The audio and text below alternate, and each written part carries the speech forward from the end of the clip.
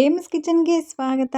ಇವತ್ತಂತೂ ತುಂಬ ಸುಲಭ ವಿಧಾನದಲ್ಲಿ ಒಂದು ಸಾಬೂದಾನನ್ನ ಬಳಸಿ ಹಪ್ಪಳವನ್ನ ಮಾಡ್ತಾಯಿದ್ದೀನಿ. ಯಾರಿಗೆ ಹಪ್ಪಳ ಮಾಡೋದಕ್ಕೆ ಬರಲ್ಲ ಅವರು ತುಂಬ ಸುಲಭ ವಿಧಾನದಲ್ಲಿ ಮಾಡ್ಕೋಬೋದು. ಬನ್ನಿ ಅದನ್ನು ಯಾವ ರೀತಿ ಮಾಡೋದು ಅಂತ ನೋಡೋಣ. 1 ಲೋಟದಷ್ಟು ಸಬ್ಬಕ್ಕಿಯನ್ನು ತಗೊಂಡಿದ್ದೀನಿ. ನಾನು 1 ಲೋಟದಲ್ಲಿ 100 ಹಪ್ಪಳ ಆಗುತ್ತೆ. ನಾನಿಲ್ಲಿ ರಾತ್ರಿನೇ ನೆನೆಸಿ ಇಡ್ತಾ ಇದ್ದೀನಿ. ಒಂದು ಸಲ ತೊಳೆದು ರಾತ್ರಿನೇ ಅದೇ ಗ್ಲಾಸಲ್ಲಿ 4 ಲೋಟ ನೀರನ್ನು ಸೇರಿಸಿ ನಾನು ನೆನೆಸಿ ಇಡ್ತಾ ಇದ್ದೀನಿ.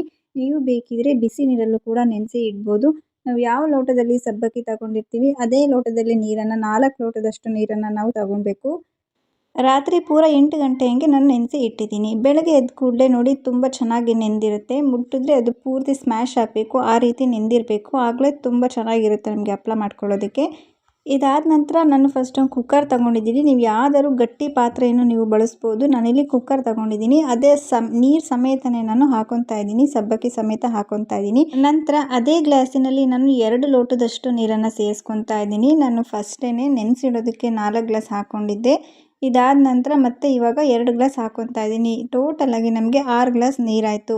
ನೀರು ಹಾಕಿದ ನಂತರ ಗ್ಯಾಸ್ ಮೇಲೆ ಇಟ್ಕೊಂಡು ಈಗ ಉಪ್ಪನ್ನು ಸೇರಿಸ್ತಾ ಇದ್ದೀನಿ. ಉಪ್ಪು ಸ್ವಲ್ಪ ಕಡಿಮೆನೇ ಬಳಸಬೇಕು. ನಾವು ನಾಲ್ಗೆ ರುಚಿ ಕಡಿಮೆನೇ ಬಳಸಬೇಕು. ಒಂದು ಅರ್ಧ ಸ್ಪೂನಿನಷ್ಟು ಉಪ್ಪು ಮತ್ತು 1 ಸ್ಪೂನಿನಷ್ಟು ಹಪ್ಪಳದ ಖಾರವನ್ನು ಸೇರಿಸ್ಕೊತಾ ಇದ್ದೀನಿ ನಾನು. ಹಪ್ಪಳದ ಖಾರ ಎಲ್ಲ ರೇಷನ್ ಅಂಗಡಿಯಲ್ಲಿ ಕೂಡ ಸಿಗುತ್ತೆ. ಹಪ್ಪಳದ ಖಾರದಲ್ಲಿ ಸ್ವಲ್ಪ ಉಪ್ಪಿನಂಶ ಇರೋದ್ರಿಂದ ನೋಡಿಕೊಂಡು ನಾವು ಉಪ್ಪನ್ನು ಸೇರಿಸ್ಕೊಬೇಕು. ಈಗ ಕುಕ್ಕರ್ ಕ್ಯಾಪ್ನ ಕ್ಲೋಸ್ ಮಾಡಿ ನಾನು ಒಂದು 5 ವಿಷಲ್ ಕೂಗಿಸ್ಕೊತಾ ಇದ್ದೀನಿ. 5 ವಿಷಲ್ ಕೂಗಿಸಿದ್ರೆ ಸಾಕು, ತುಂಬಾ ಚೆನ್ನಾಗಿ ಬೆಂದಿರುತ್ತೆ.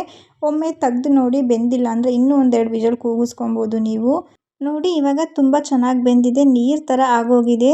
ಸ್ವಲ್ಪ ತಣ್ಣಗಾದ್ಮೇಲೆ ಗಟ್ಟಿ ಆಗುತ್ತೆ. ಇದು ಸ್ವಲ್ಪ ಅಂಟು ಥರ ಇರುತ್ತೆ. ಇದಕ್ಕೆ ನೀವು ಜೀರಿಗೆ, ಒಣಮೆಣ್ಸಿಕಾಯಿ, ಕರ್ಬೇವಿನ ಸೊಪ್ಪು, ಕೊತ್ತಂಬರಿ ಸೊಪ್ಪು, ಹಸಿರು ಮೆಣಸಿಕಾಯಿ ಏನು ಬೇಕಾದ್ರೂ ನೀವು ಸೇರಿಸ್ಕೊಬೋದು. ನಾನು ಹಾಗೆ ಪ್ಲೇನಾಗಿ ಮಾಡ್ತಾ ಇದ್ದೀನಿ, ತುಂಬ ಚೆನ್ನಾಗಿ ಬರುತ್ತೆ. ಹಾಗೆ ಕೂಡ ತುಂಬ ಇಷ್ಟ ಆಗುತ್ತೆ. ನಾನಿಲ್ಲಿ ಪ್ಲಾಸ್ಟಿಕ್ ಶೀಟ್ ಕವರ್ ಮೇಲೆ ಹಾಕೊತಾ ಇದ್ದೀನಿ. ನೀವು ಆದಷ್ಟು ಪ್ಲಾಸ್ಟಿಕ್ ಶೀಟ್ ಕವರ್ ಮೇಲೆ ಹಾಕ್ಕೊಳ್ಳಿ. ಬಟ್ಟೆ ಮೇಲೆ ಹಾಕ್ಕೊಂಡ್ರೆ ತುಂಬ ಕಷ್ಟ ಆಗುತ್ತೆ ತೆಗಿಯೋದಕ್ಕೆ. ನಾವು ಆದಷ್ಟು ಇದನ್ನು ಮಂದಾಗೆ ಹಾಕ್ಕೊಂಡ್ರೆ ತುಂಬ ಚೆನ್ನಾಗಿರುತ್ತೆ. ಇದನ್ನು 2 ದಿವಸ ಒಣಗಿದ ನಂತರ ನೋಡಿ ಪ್ಲಾಸ್ಟಿಕ್ ಕವರ್ ಮೇಲೆ ಹಾಕ್ಕೊಂಡು ಈ ಥರ ಸುಲಭವಾಗಿ ನಾವು ಎತ್ಕೊಬೋದು. ತುಂಬ ಚೆನ್ನಾಗಿರುತ್ತೆ ಟೇಸ್ಟು. ಸುಲಭವಾಗಿ ಮನೇಲೆ ಮಾಡ್ಕೊಬೋದು. ಜಾಸ್ತಿ ಕೆಲಸನೇ ಇಲ್ಲ. ಇದು ಬೇಯಿಸ್ಕೊಂಡ್ರೆ ಸಾಕು, ನಮಗೆ ಹಪ್ಪಳ ರೆಡಿಯಾಗಿ ಹೋಗುತ್ತೆ. 1 ಲೋಟ ಹಾಕಿದ್ರೆ ಸಾಕು 100 ಹಪ್ಪಳ ರೆಡಿಯಾಗಿ ಹೋಗುತ್ತೆ. ಚೆನ್ನಾಗಿ ಬಿಸಿಲಲ್ಲಿ ಒಣಗಿಸಿಟ್ಕೊಂಡ್ರೆ ತುಂಬ ದಿವಸ ಸ್ಟೋರ್ ಮಾಡಿ ಇಟ್ಕೊಬೋದು. ನೋಡಿ ಕಣ್ಣಿಗೆ ಕಾಣ್ತಾನೆ ಇಲ್ಲ, ಆ ಥರ ಇದೆ ಹಪ್ಪಳ. ಈ ವಿಡಿಯೋ ಇಷ್ಟ ಆಗಿದ್ರೆ ಸಬ್ಸ್ಕ್ರೈಬ್ ಮಾಡಿ, ಸಪೋರ್ಟ್ ಮಾಡಿ, ಶೇರ್ ಮಾಡಿ. Thank you for watching.